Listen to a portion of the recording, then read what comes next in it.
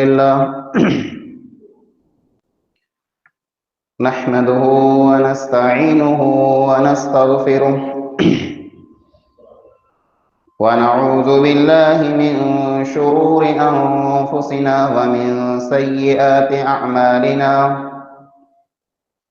من يهده الله فلا مضل له ومن يضلل فلا هادي له وأشهد أن لا إله إلا الله وحده لا شريك له وأشهد أن محمدا عبده ورسوله أما بعد فإن خير الحديث كتاب الله وخير الهدي هدي محمد صلى الله عليه وسلم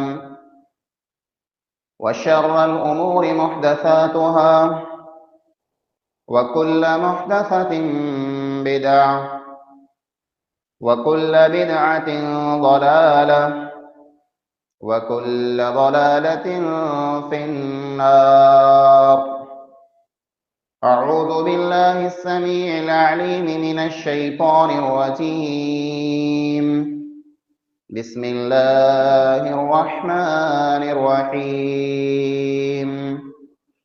قاف والقرآن المجيد بل عجبوا أن جاءهم منذر منهم فقال الكافرون هذا شيء عجيب أإذا متنا وكنا ترابا ذلك رجع بعيد قد علمنا ما تنقص الأرض منهم وعندنا كتاب حفيظ بل كذبوا بالحق لما جاءهم فهم في أمر مريج أفلم ينظروا إلى السماء فوقهم كيف بنيناها وزيناها وما لها من فروج والأرض مددناها وألقينا فيها رواسي وأنبتنا فيها من كل زوج بهيج تبصرة وذكرى لكل عبد منيب. وقال الله تعالى في كلامه المجيد أرأيت من اتخذ إلهه هواه أفأنت تكون عليه وكيلا. हर किस्म जी हमदे सना वॾाई अने वाखाण इबादत ऐं बंदगी उन हिकिड़े अल्लाह वहदहू ला शरीक लहू जे लाइक़ अने सज़ावार आहे जेको अल्लाह कुल काइनात जो तनहा ख़ालिक ज़मीन अने आसमान जो अकेलो मालिक आहे। अल्लाह ताला जी मुख़्तसर हमद खां बाद बेशुमार लातादाद दुरूद ऐं सलाम नाज़िल थिए उमूमन तमाम अंबिया अलैहिमुस्सलातु वस्सलाम मथे ख़ुसूसन पंहिंजे प्यारे पैगम्बर और आख़िरी नबी जनाब मोहम्मद मुस्तफ़ा अहमद मुश्तबा सल्लल्लाहु अलैहि वसल्लम मथे अल्लाहुम्मा सल्लि व बारिक वसल्लिम अलैहि। हाज़िरीन जुमा, बुज़ुर्गों, नौजवान साथियों, माइक के ज़रिए सुनने वाली इस्लामी माँ व भेणों, अॼु इन जुमे में ख़ुतबे जो उन्वान है नौजवान जो बिगाड़।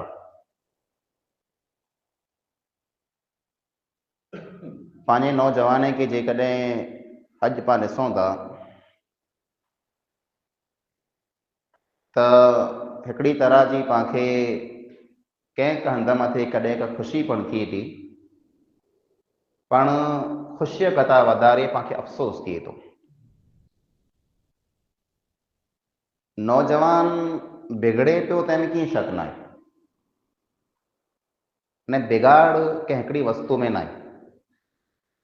पंहिंजे नौजवान जे अंदर बोलचाल में बिगाड़ अची वियो, पंहिंजे नौजवान जे अख़लाक़ में बिगाड़ अची वियो, पंहिंजे नौजवान जी आदत में बिगाड़ अची वियो, पंहिंजे नौजवान जे लिबास में बिगाड़ अची वियो। हर की वस्तु नौजवान जी पाण ॼाण हलूं था त ॾींहं ॾींहुं फिटंदी अचे। तंहिंखां सिवा ॿिया कई बिगाड़ई। ये पंहिंजो नौजवान अॼु नशे में लथपथ थियो पियो आहे,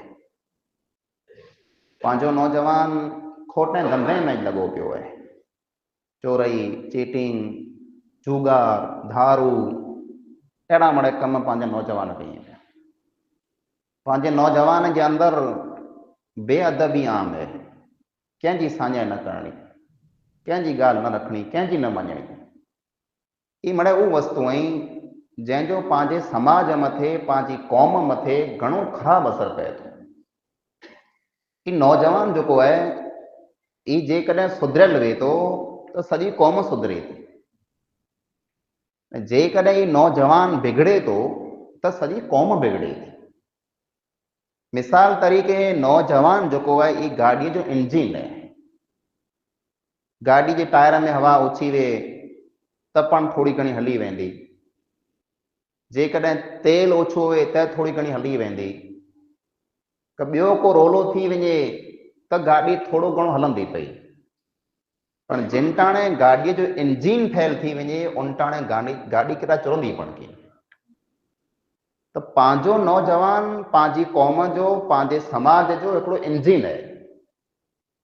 नौजवान जेकॾहिं फिटी वेंदो, बिगड़ी वेंदो त पंहिंजी क़ौम इंजिन वग़ैरह गाॾी थी वेंदी। अज़ीज़ भाइरो, पंहिंजे नौजवान में ख़राबु जाम है। ऐं नौजवान खे बिल्कुलु ख़राबु नथो चवां, पंहिंजा नौजवान घणा ख़ासा पण आहिनि।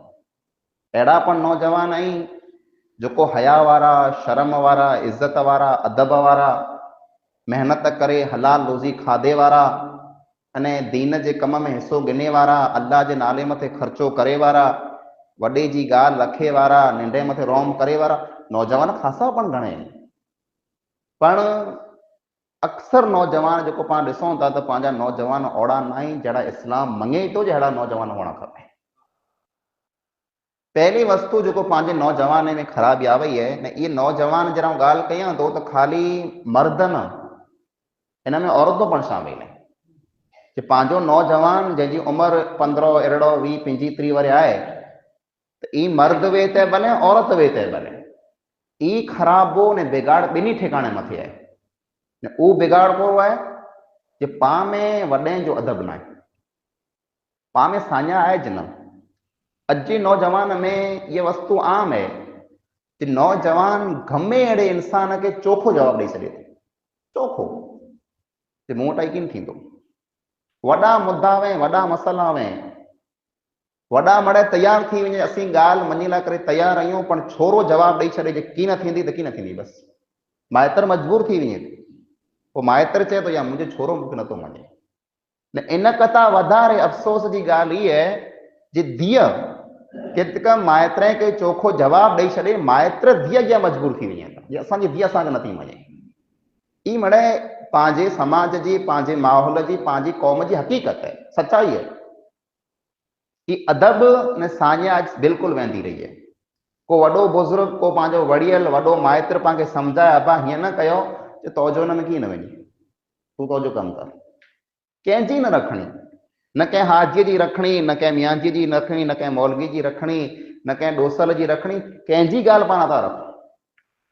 पिंड जी है, पावर में, बर में, ताक़त में एतिरो पाण खे पूर चढ़ियो पियो आहे, एतिरो नशो चढ़ियो पियो आहे कि दुनिया जे कंहिं इंसान खे का पई सम्झो नथा सघो कि आऊं आहियां, बसि ॻाल्हि पूरी थी वई। पण इन जो नतीजो ख़राबु निकिरे थो। नौजवान जेकॾहिं वॾे जी बेअदबी कंदो, नौजवान जेकॾहिं वॾे जी ॻाल्हि न रखंदो, नौजवान जेकॾहिं कंहिंजो चयो न कंदो, त नौजवान जेको आहे इन जे खून में जेको आहे से ताक़त आहे।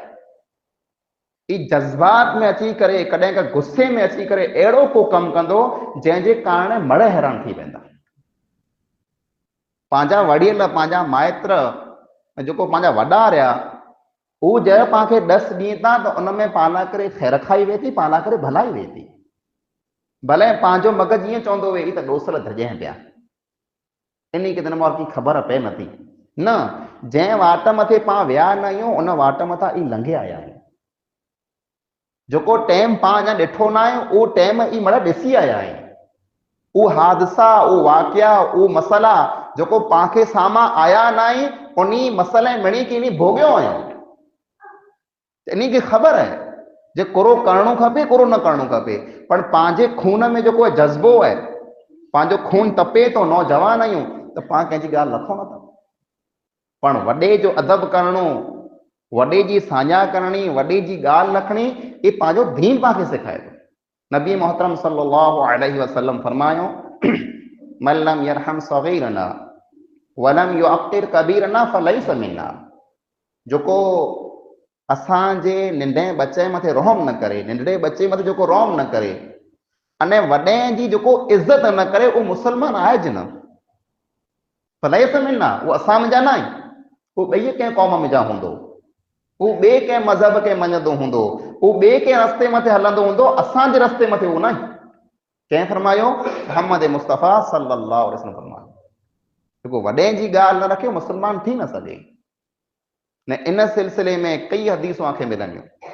अल्लाह जे नबी अकरम सल्लल्लाहु अलैहि वसल्लम फरमायो इन मिन इजलालिल्लाहि, अल्लाह रब्बुल आलमीन जी इज्जत में जा हिकिड़ी इहा पण वस्तु है इकरामु ज़िशैबते, जे वॾे जो अदब कयो, ऐं अल्लाह जी इज्जत कयो था त वॾे जो पण अदब कयो।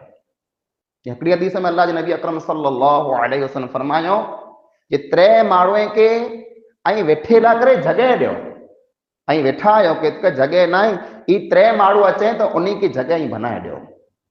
पहिरें नंबर मथे फरमायो ज़ी शैबतिन लिशैबिही, पोड़ो माड़ो उन पोड़े माड़ो के वेठेला करे जॻह ॾियो। वज़ी इल्मिन लिइल्मिही, इल्म वारो माण्हू अचे उनखे ई जॻह ॾियो।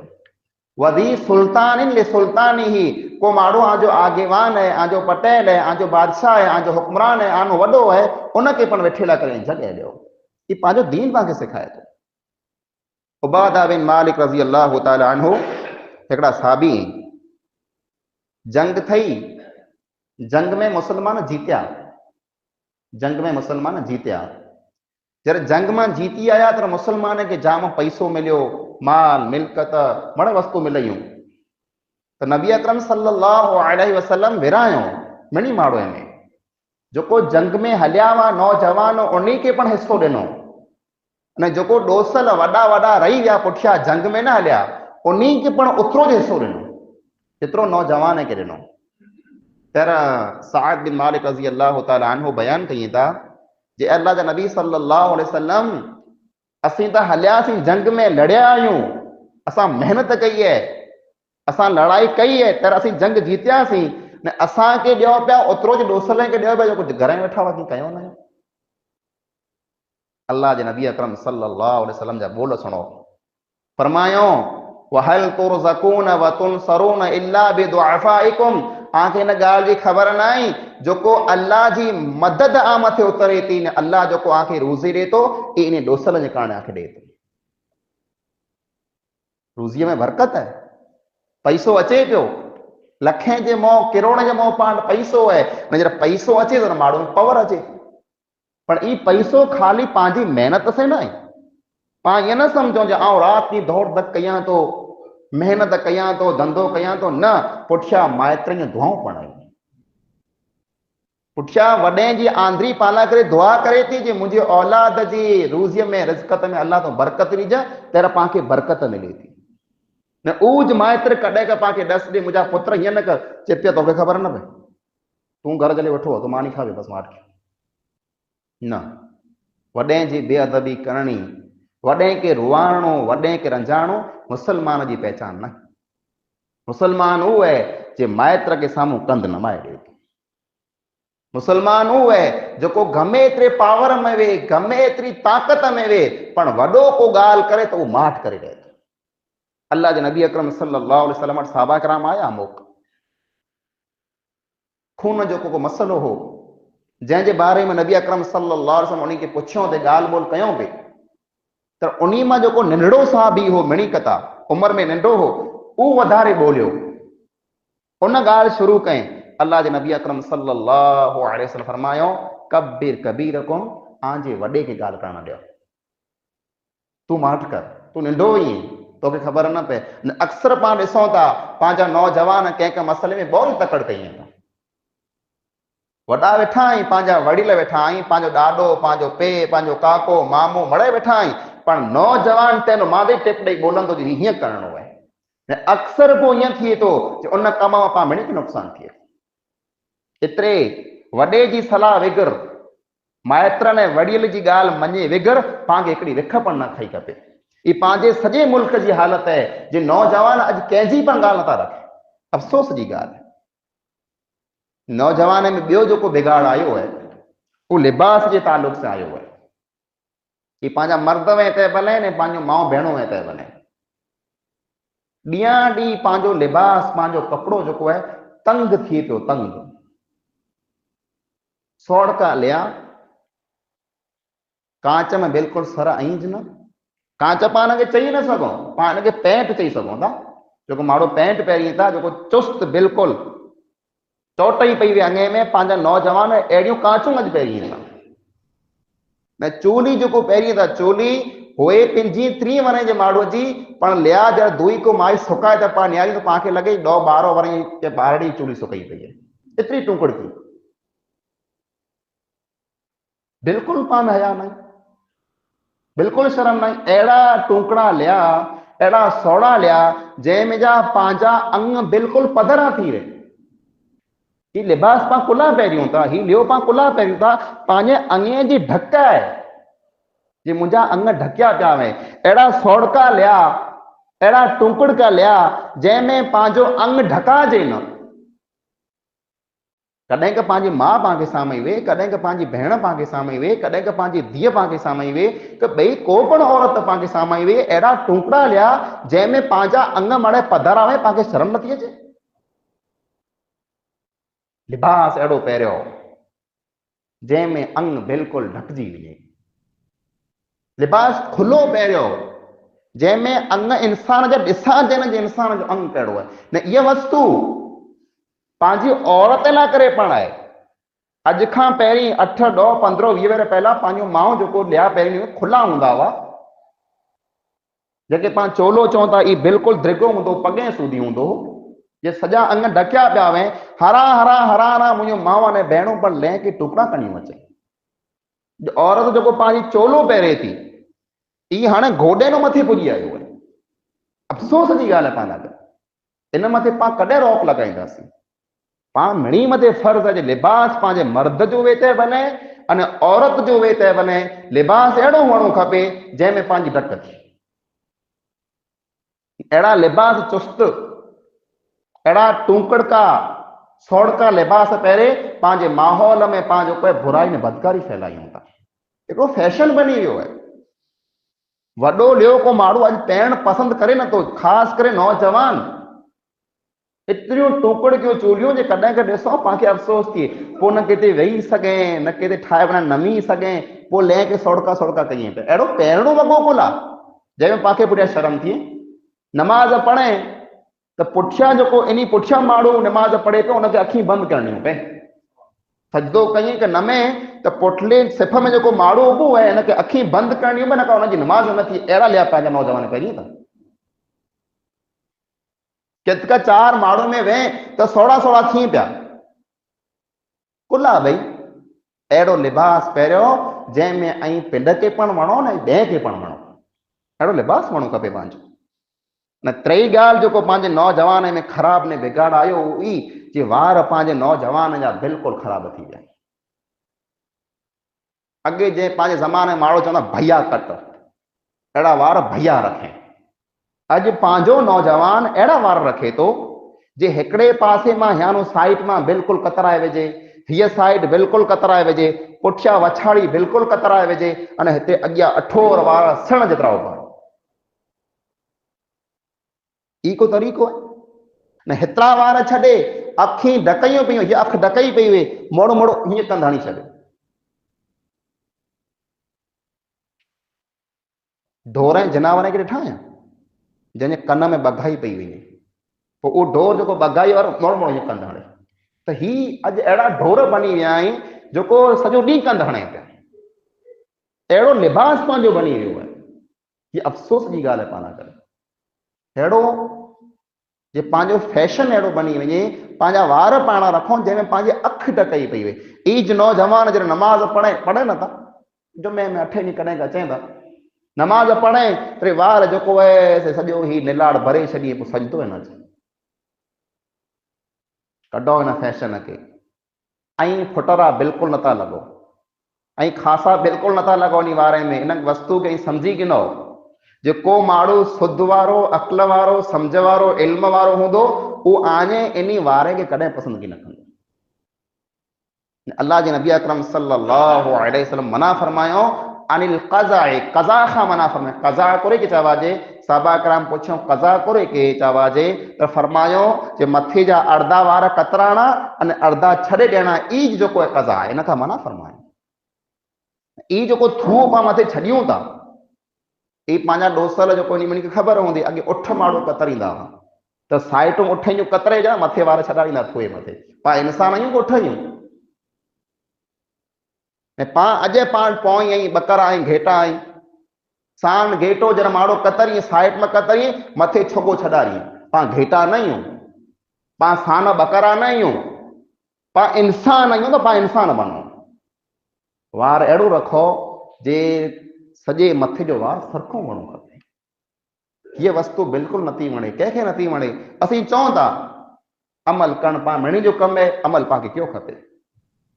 टे वस्तु जेको पंहिंजे नौजवान में, चौथी वस्तु जेको आहे भई ख़राबी बिगाड़, उहो ई आयो आहे जे पंहिंजे नौजवान मां हया ने शर्म बिल्कुलु ख़तम थी वई। मर्द वे ते भले न औरत वे ते भले न, औरत लाइ करे त शर्म जेको आहे सिंगार आहे, औरत जी सुञाण है हया। औरतों समझें थियूं मुंहिंजो लिबास खासो वे, मूं वटि वॾा वॾा धागीना ने टोल वे, तव्हां फुटरी लॻा खासी लॻा। ये दुनिया जी खूबसूरती है, टाइम पुरती है, अॼु सवारे ख़त्म थी वेंदी। पर उस औरत जी जेको असल सुञाण है, औरत जो असल जेको सिंगार है, औरत जी असल जेको ज़ीनत ने खूबसूरती है, वो हया ने शर्म। औरत हया वारी है, औरत शर्म वारी है, औरत पर्दे वारी है। दुनिया की मिणी खां वधारे खूबसूरत औरत वो है। ही धागीनो अहिड़ो है, हया जो धागीनो, शर्म जो ज़ेवर टोल, ई कंहिं बाज़ार में किन पाण खे मिलंदो, ई पाण पिंड खे पैदा करणो पवंदो। अॼु जा नौजवान जेको या उन्ही में हया बिल्कुलु न। उहो ॻाल्हि जेको ॻाल्हि सुणंदे पाण खे सुणंदे शर्म अचे, जे अहिड़ियूं ॻाल्हि उहो नौजवान पंहिंजा खुले आम अहिड़ियूं ॻाल्हियूं कयूं पिया। बेहयाई जूं ॻाल्हि, बुराई जूं ॻाल्हि, बदकारी जूं ॻाल्हि पाण सुणी न सघूं, पाण उनजे बारे में कॾहिं सोचे न सघूं। पाण पंहिंजा नौजवान जर रियाण कयूं था, वेह था, तर अहिड़ियूं बदकारी जूं, बुराई जूं, बेहयाई जूं ॻाल्हि कयूं, अल्लाह जी पनाह। कीअं अफ़सोस न आहे उहो ॻाल्हि जंहिं ॻाल्हि जे बारे में माण्हू कॾहिं का सुणी न सोचींदा हुआ, अॼु पंहिंजी रियाण नौजवान जी उन ॻाल्हि मथे हले थी। बुराई बदकारी करे अचे, ग़लति कम करे अचे, खोटा धंधा करे अचे, अने पोइ मिणी खे सुणाई जे मूं ही खोटो धंधो कयो आहे। बुराई ने बदकारी करे अचे, ॿिए ॾींहुं पिंड जी ॻाल्हि पंहिंजे साथी दोस्तनि खे सुणाई जे आउं हेॾा बदकारी पुठियां वियो हुउसि। न ई मर्द न औरत मिणी में ॻाल्हि सरखी थी पई है। औरत खे पण अॼु हिन ॻाल्हि में हया शर्म नथी अचे। अल्लाह जे नबी अकरम सल्लल्लाहु अलैहि वसल्लम फरमायो कुल्लु उम्मती मुआफन इल्लल मुजाहिरून। मुंहिंजी सॼी उम्मत खे माफ़ी मिली वेंदी, सॼी उम्मत खे अल्लाह माफ़ करे छॾींदो। मुंहिंजी सॼी उम्मत खे माफ़ी मिली वेंदी, पर मुजाहिर माण्हू खे माफ़ी कीन मिलंदी। साहबा कराम पुछो मुजाहिर केरु आई? मुजाहिर कंहिंखे चवाजे? ई माण्हू केरु आई जंहिंखे माफ़ी कीन मिलंदी। फरमायो मुजाहिर उहो माण्हू आई, उहो इंसान जेको राति जे अंधारे में को गुनाह जो कमु करे थो, तन्हाईअ में सुञ में को बुराई कहीं, खोटो कमु कहीं, उनखे कंहिं ॾिठो न आहे, सुबुह थी वई, अल्लाह ताला उनजी बुराई मथा, उनजे खोटे कम मथा, उनजे गुनाह मथा अल्लाह पर्दो विझी छॾे, कंहिंखे ख़बर न आहे पई। पर जॾहिं सुबुह थी थो तर ई पिंड माण्हू ॿिए खे चए थो राति हेॾा हेॾा वियो हुउसि। अल्लाह तोजी बुराई मथा पर्दो विझी छॾे, अल्लाह तोखे लिकाए छॾे, तो पिंड पिंड खे पतो रोके, तोजी ॻाल्हि तो पिंड खोले, तो ॿिए खे चए जाऊं हेॾा हेॾा वञी करे बुराई करे आयो या अहिड़े इंसान खे अल्लाह ताला कॾहिं माफ़ की न कंदो। ये पंहिंजे नौजवान में आम है, खुले आम किस्सा बयान कई पिया, खुले आम बुराई जा बदकारी जा वाक़िया बयान कई पिया, तंहिंमें कीअं पण शर्म नथी अचे पंहिंजे नौजवान खे। तंहिंखां सवाइ हिकिड़ो बिगाड़ जेको पंहिंजे नौजवान में आयो है वो नशे जो है। नशो ॾियाणी वधे पियो पां वटि, बीड़ी गुटका मीराज वीमर ये तो अॻे आम हुआ पां वटि, घर घर में ये वस्तु हले थी, पर हाणे पंहिंजे नौजवान में, पंहिंजी कौम में, पंहिंजे मुल्क में आहिस्ता आहिस्ता हरा हरा ॿई क़ौम खे ॾिसी करे पां में दारू पण दाख़िल थी वियो है, शराब पण पां वटि अची वई है। न दारू ने शराब जंहिं कौम में अचींदी उन कौम में जा हया ने शर्म ख़त्म थी वेंदी। दारू इंसान जब दारू पिए तो फिर इंसान जे अक़ल मथा पर्दो पई वञे तो, अक़ल ढकजी वञे तो, अखी ढकजी वञे थी माण्हू में। एतिरे लाइ करे अरबिया में दारू के खमर चवाजे, खमर खमर कोरे के चवाजे, ख़बर है ही ॾेढो जेको औरतूं उॾियूं थियूं न इनखे खमर चवाजे। ही खमर ॾेढो जेको पंहिंजे मथे मथां औरत उॾे लाइ तर लिकजी वञे थी, त ई खमर जेको दारू है ई दारू पण इंसान जे अक़ल खे लिकाए छॾे थी। दारू इंसान जर पी वञे तर न के न पीउ जी पुॼे थी, न माउ जी पुॼे, न धीअ जी पुॼे, न भेण जी, कंहिंजी पण साञा हिनखे नथी पुॼे। अल्लाह जे नबी अकरम सल्लल्लाहु अलैहि वसल्लम फरमायो, अॻे ज़माने में हिकिड़ो इंसान हो, नेको मुत्तकी परहेज़गार अल्लाह जो बानो हो। पोइ हिकिड़ी औरत उनखे बदकारी ने बुराई न करे फांसाए लाथई। भई हिकिड़ी बच्ची खे हलाइनि जिते हुन माण्हू खे कोठे पंहिंजे घर अचे कीअं पाण खे सिखाए दीन जी तालीम ॾे, तंहिं लाइ करे ॿोलाए ने औरत जी नियत खांसी न वई। उहो नेक माण्हू बुज़ुर्ग माण्हू अल्लाह जो नेक माण्हू आयो तो औरत घर जा मड़ दरवाजा बंदि करे लाथई। ने पोइ उन माण्हू खे चए नेक इंसान खे जे 3 वस्तु तोखे साम्हूं पयूं आहिनि, परियां हिकिड़ो दारूअ जो गिलास भरियो पियो आहे उहो पी, 2 नंबर में ही नंढो बच्चो वेठो है, मासूम बच्चो, इनके कत्ल कर, मारे विच। 3 कम ही जे मुंह से ज़िना ने बदकारी कर। 3 में जा हिकिड़ो कम तोखे करणो पवंदो गमे ईअं करे, न त मुंह से ज़िना ने बदकारी कर, न त हिन बच्चे के मारे विच खून कर, न त गिलास जेको दारू जो भरियो पे पी छॾ। तो उन अल्लाह जे बाने वीचारे जे मजबूर त थी वियो या पेच में अची वियो या निकराबो की न, पर इन 3 गुनाह में जा हल्को गुनाह कयो। मासूम बच्चे के मारणो को वॾो गुनाह है, इहा गुलामारी आहे। ने कंहिं औरत जी इज्जत के लूटणो, ज़िना करणो, बदकारी करणी, इहे वॾो गुनाह है। इन कथा हल्को गुनाह मूंखे ई लॻे थो जे दारू जो हिकिड़ो गिलास पी वञा कीअं वांदो न आहे, गुनाह थींदो पर हिन ॿी गुनाह जो नंढो गुनाह आहे। वो हिकिड़ो गिलास जर डुक भरे पीते नशो चढ़ी वियो तर औरत खे चए ॿियो गिलास ॾे, ॿियो पीते, टियों पीते, फूल नशो चढ़ी वियो तर नशे में उन औरत खे ज़िना ने बदकारी कई। पोइ नशो जर वधारे चढ़ियो तर उन नशे में उन बच्चे खे पण मारे विधे। उम्मुल खबाइस, दारू ने शराब के उम्मुल खबाइस, मिणी बुराई जी पाड़ है, पाड़ जड़ है, इतां मड़े बुराइयूं पैदा थी पंहिंजे समाज में, पंहिंजी कौम में, पंहिंजे बच्चे में, पंहिंजे नौजवान में दारू हरा हरा अचे पियो, उनखे रोकियो।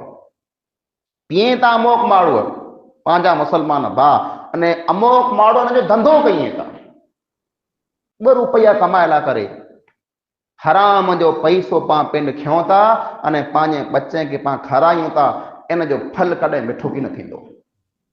अॼु पां 2 रुपया कमाए लाहींदासीं, अॼु पां साहूकार थी वेंदासीं दारू में जा, जुगार में जा, हराम धंधे में जा, पर नतीजो पां खे भोगणो पवंदो। ॾुखिया ॾींहं पां मथे अचींदा, अल्लाह ताला हलाल रस्ता पां लाइ करे जाम बनाए छॾे, कमाए जा हलाल रस्ता जाम पिया आहिनि, हलाल तरीक़े से कमायो, लखपति थियो, करोड़पति थियो, पर हराम खां बचो। ने मुंहिंजे नौजवान भाई खे छेली ऐं नसीहत करणु चाहियां थो कि खाली दुनिया पुठियां न, कंहिं दीन पुठियां पण हलो। रात डी सुबह सांजी दुनिया दुनिया दुनिया धंधो धंधो धंधो कयो दुनिया कमायो अल्लाह की बरकत दे करोड़पति थी वञो पण दीन के न बोलो इस्लाम के न बोलो मस्जिद के न बोलो अल्लाह के घर के न बोलो दीन सिखो दीन मथे अमल कयो अल्लाह ने घर के आबाद कयो नमाज पढ़ो नेक बनो हया ने शर्म वारा बनो वॾे जो अदब कयो साञा कयो ॻाल्हि रखो ई गुण जेकॾहिं पाण में हूंदा ई आदतूं पाण में हुयूं ई अखलाक पाण में हूंदा पाण दुनिया जा मिणीकता बहितरीन नौजवान बनी वेंदासीं अने पा ऊ नौजवान बनंदासीं जंहिंखे अल्लाह रब्बुल आलमीन क़यामत जे ॾींहुं सॾु करे चवंदो शाबुन नशा फी इबादतिल्लाह ऊ नौजवान जंहिं पंहिंजी जवानी अल्लाह रब्बुल आलमीन जी इबादत में गुज़ारई जे अच आऊं तोखे अर्श हेठि थधी छांई नसीब कयां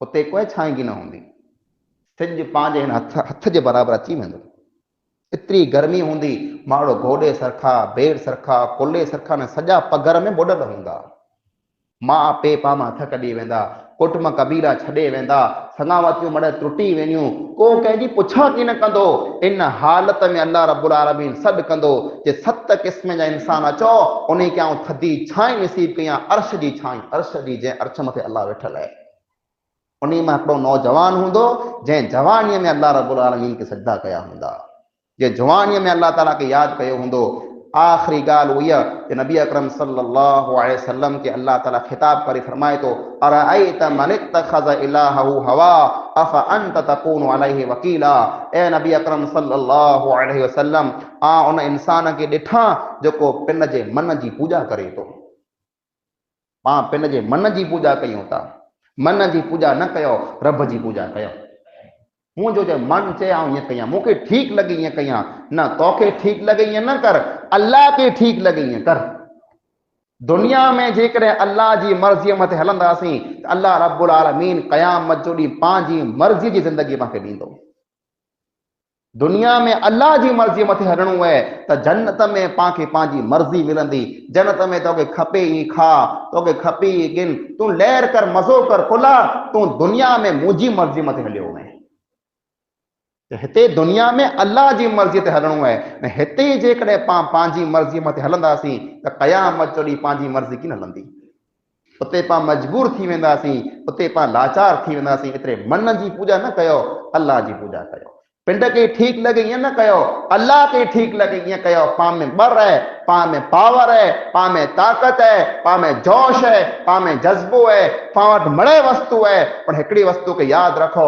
पां पुठियां मौत पण लॻल है कॾहिं का पांखे धको ॾींदी पां उथी की न सघंदासीं उन वस्तु के यादि रखी हलो दुनिया में ज़िंदगी ईअं गुज़ारियो जे माण्हूअ खे पण वणो ने अल्लाह खे पण वणो अल्लाह रब्बुल आलमीन खां दुआ आहे जेकी पण ॻाल्हियूं पां क़ुरान हदीस जे मुताबिक़ सुयूं अल्लाह ताला पां मिणी के अमल कई तौफ़ीक़ अता फरमाए अल्लाह ताला पंहिंजे नौजवान के सुठा सुहिणा भला नौजवान बनाए अल्लाह रब्बुल आलमीन पंहिंजे नौजवान के सच्चा पक्का मुसलमान बनाए अल्लाह रब्बुल आलमीन पंहिंजे नौजवान के सुधरी तौफ़ीक़ अता फरमाए हर क़िस्म के गुनाह खां अल्लाह रब्बुल आलमीन पांखे बचाए पां गुनहगार आहियूं पां ख़ताकार आहियूं पां सियाकार आहियूं अल्लाह रब्बुल आलमीन गफूर है रहीम है रहमान है उन्हनि जो फज़ल वॾो है अल्लाह ताला पंहिंजे फज़ल से पंहिंजे करम से एहसान से पां मणी के माफ़ फरमाए अल्लाह रब्बुल आलमीन पांखे देश दुनिया में रखे अल्लाह ताला ईमान मथे ने इस्लाम मथे रखे ऐं पंहिंजो ख़ात्मो ला इलाहा इल्लल्लाह मथे फरमाए जेकी बीमार आहिनि अल्लाह उनखे शिफ़ाए कामिला अजरा अता फरमाए जेकी मरी विया कब्रनि जे हवाले थी विया अल्लाह ताला उनजी कब्रनि खे कुशादा फरमाए